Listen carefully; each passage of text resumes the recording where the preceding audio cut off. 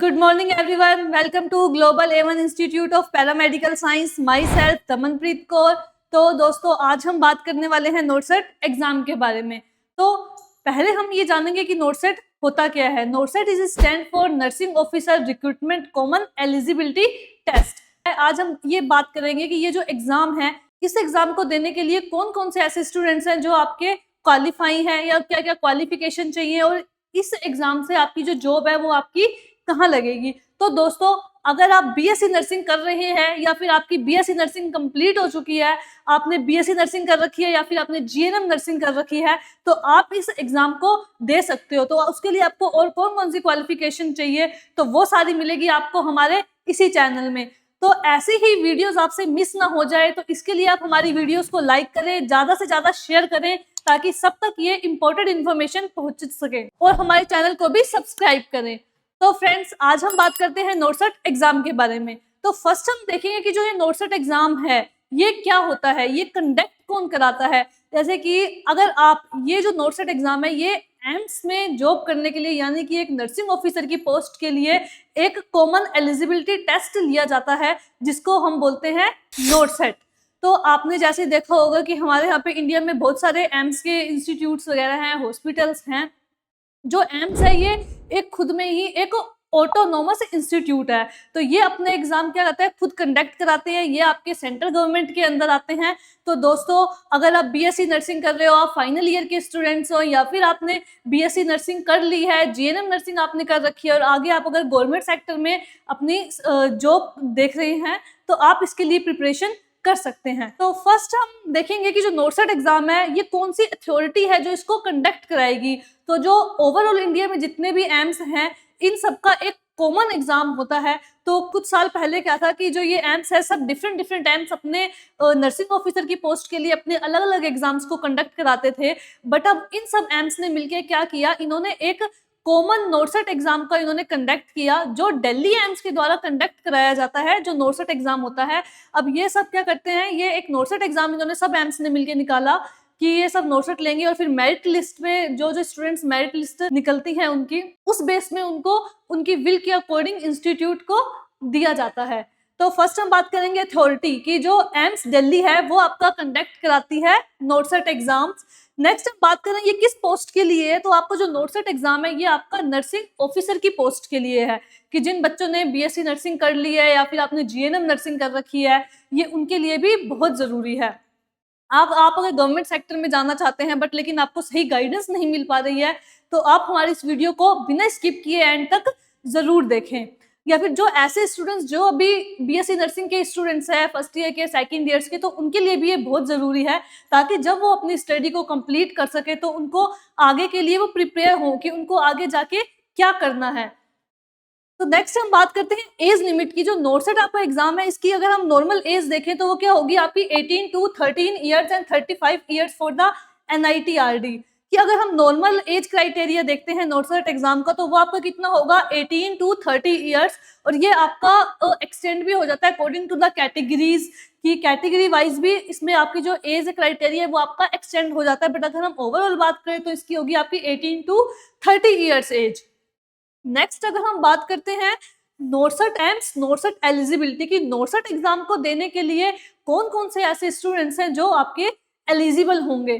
तो BSc nursing and registered as a nurse and midwife with the state INC. Student जिन्होंने BSc nursing कर रखी है और रजिस्टर्ड नर्स, उनका जो रजिस्ट्रेशन है वो आपका स्टेट काउंसलिंग से इनका रजिस्ट्रेशन हुआ पड़ा है, और आईएनसी से भी उनका रजिस्ट्रेशन हुआ पड़ा है, वो इस एग्जाम्स को देने के लिए एलिजिबल हैं। और अगर हम बात करें जीएनएम नर्सिंग वालों के लिए, कि या तो आपके पास बीएससी नर्सिंग होनी चाहिए, या फिर अगर आपने जीएनएम में अपना डिप्लोमा कर रखा है तो आपके पास स्टेट नर्सिंग काउंसलिंग का में आपका नाम है वो आपका रजिस्टर्ड होना चाहिए, और मिनिमम आपके पास 2 ईयर्स का जो एक्सपीरियंस है वो आपके पास होना ही चाहिए, मिनिमम 50 बेडेड हॉस्पिटल का, तभी वो नोटसेट एग्जाम को देने के लिए वो एलिजिबल हैं।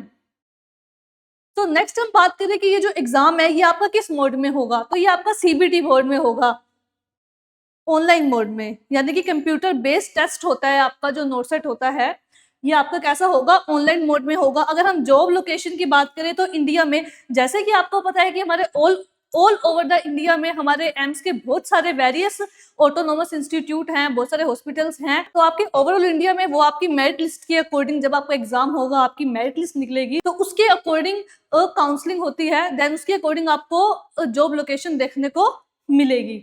नेक्स्ट हम बात करते हैं इसकी ऑफिशियल वेबसाइट के बारे में। तो ये दे रखिए www.AIIMS, ये ऑफिशियल वेबसाइट है। जब भी इसका एग्जाम का नोटिफिकेशन वगैरह आए तो आप इसकी ऑफिशियल वेबसाइट में जाके देख सकते हैं। कई बार क्या होता है कि एग्जाम का नोटिफिकेशन तो आ जाता है, बट लेकिन कुछ स्टूडेंट्स उसके लिए अवेयर नहीं होते और एग्जाम की जो डेट है वो चली जाती है, तो उनको पता नहीं चलता कि कब फॉर्म निकले और वो अप्लाई ही नहीं कर पाते हैं। तो इसीलिए हम आपके लिए ये वीडियो लेके आए हैं, ताकि आप हमारी इस वीडियो को एंड तक जरूर देखें, ताकि जब भी एम्स या नोटसेट के कोई भी नोटिफिकेशन आएगा तो सबसे पहले वो आपको हमारे इस चैनल पे देखने को मिलेगा। तो इसलिए आप हमारी वीडियो को ज्यादा से ज्यादा शेयर करें, ताकि जो बच्चे जिनको पता नहीं चलता कि नोटिफिकेशन आया, वो अप्लाई नहीं कर पाते हैं, तो उनसे ऐसी इन्फॉर्मेशन उनसे स्किप ना हो सके। तो इसलिए आप हमसे ऐसे ही रेगुलर जुड़े रहिए। ये आप देख सकते हैं, ऐसा नोटिफिकेशन आता है एक एम्स का। नोटसेट एग्जाम के लिए कैसा नोटिफिकेशन आपको देखने को मिलेगा। इसमें एसेंशियल क्वालिफिकेशन दे रखी है कि कौन कौन सी क्वालिफिकेशन होनी चाहिए। अभी हमने बात किया कि जो बीएससी नर्सिंग के स्टूडेंट्स हैं उनकी स्टेट नर्सिंग काउंसिलिंग से रजिस्टर्ड होने चाहिए, आईएनसी से रजिस्टर्ड होना चाहिए उनका सर्टिफिकेट। या फिर जिन्होंने पोस्ट बीएससी नर्सिंग कर रखी है, पोस्ट बीएससी का आपने पोस्ट बीएससी नर्सिंग कर रखी है, तो भी आपको एक्सपीरियंस की जरूरत नहीं है। बट अगर आप जीएनएम के स्टूडेंट्स हैं तो आपका स्टेट नर्सिंग काउंसलर से रजिस्ट्रेशन होना बहुत ही जरूरी है, और आपको एटलीस्ट 2 ईयर्स का एक्सपीरियंस, मिनिमम 50 बेडेड हॉस्पिटल का तो आपको एक्सपीरियंस होना ही चाहिए, तभी आप नोटसेट एग्जाम्स के लिए एलिजिबल हैं। तो नेक्स्ट हम बात करते हैं नोटसेट एग्जाम्स के सिलेबस के बारे में। अगर हम एग्जाम के नाम की बात करें कि जो ये एम्स है, एम्स में एक बहुत ही अच्छी पोस्ट है नर्सिंग ऑफिसर की पोस्ट, कि उसके लिए जो एग्जाम कंडक्ट कराया जाता है जिसको हम बोलते हैं NORCET, nursing officer recruitment common eligibility test. तो फर्स्ट हम बात करेंगे कंडक्टिंग बॉडी की जो नोटसेट का एग्जाम है ये कंडक्ट कौन कराता है, कौन सी अथॉरिटी है। जो दिल्ली एम्स है, दिल्ली एम्स इस एग्जाम्स को कंडक्ट कराता है।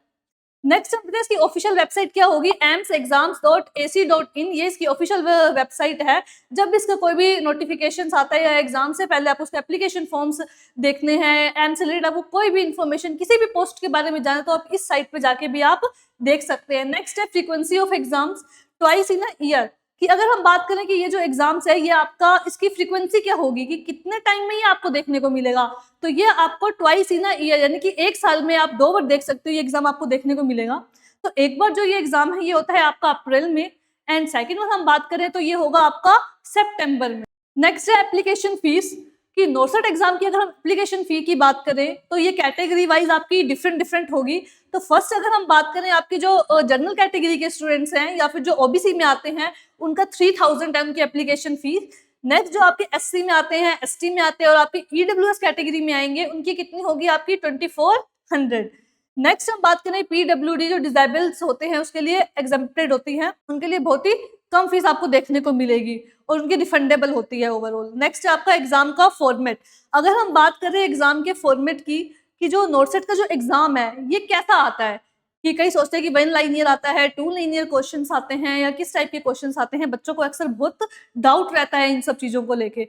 तो हम आपको बताएंगे कि जो एग्जाम का फॉर्मेट है वो आपका कैसा होगा, एमसीक्यू टाइप, यानी कि मल्टीपल चॉइस क्वेश्चंस आपको देखने को मिलेंगे। कि क्वेश्चंस हैं जो एम्स के क्वेश्चन होते हैं, आपको 1 लाइनियर, 2 लाइनियर, 3 लाइनियर्स भी क्वेश्चंस आपको देखने को मिल सकते हैं। बट इसमें जो ऑप्शंस होंगे यानी मल्टीपल चॉइस क्वेश्चंस आपको देखने को मिलेंगे, 4 ऑप्शन आपको दिए जाएंगे और इसमें नेगेटिव मार्किंग भी होती है। अगर हम नोटसेट एग्जाम की बात करें तो इसमें जो नेगेटिव मार्किंग होगी वो आपकी 1/3 की होगी, यानी कि अगर आपने 3 क्वेश्चंस आपने गलत करे हैं और 1 आपने सही किए हैं तो वो आपको इक्वल हो जाएंगे, यानी कि 1 माइनस होगा। 3 गलत में आपका 1 जो राइट आंसर है वो आपका माइनस कर दिया जाएगा। 1/3 की नेगेटिव मार्किंग आपको देखने को मिलेगी। तो नेक्स्ट अगर हम बात करें स्टेज ऑफ द एग्जाम की, ये एग्जाम है जो आपका 2 स्टेजेस में कंडक्ट कराया जाता है। कि पहले क्या होता था, जब डिफरेंट टाइम्स अपने एग्जाम्स को कंडक्ट कराते थे तो वो सिंगल एग्जाम उनका लिया जाता था, जिसमें आपके 200 क्वेश्चंस आपको देखने को मिलते थे। तो अब इन्होंने क्या कर दिया, जब इन्होंने नोटसेट कंडक्ट कराया, सब एम्स ने मिलकर अपना ये एक ही एग्जाम निकालने लगे जिसको हम बोलते हैं नोटसेट एग्जाम। और अब इन्होंने ये जो एग्जाम है ये इन्होंने अपने 2 स्टेजेस में कंडक्ट कराना शुरू कर दिया। फर्स्ट है आपका प्रीलिम, सेकंड वन है आपका मेंस।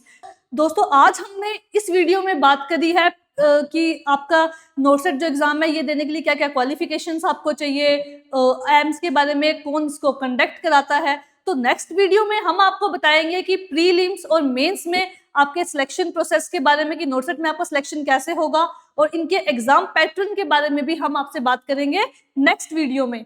तो अगर हम नेगेटिव मार्किंग की बात करें तो आएगी आपकी 1/3 की आपकी नेगेटिव मार्किंग होगी। 2 स्टेजेस में ये आपका एग्जाम है जो कंडक्ट कराया जाएगा। और अगर हम टाइम ड्यूरेशंस की बात करें तो आपको जो 90 मिनट्स हैं वो दिए जाएंगे आपको एग्जाम को देने के लिए।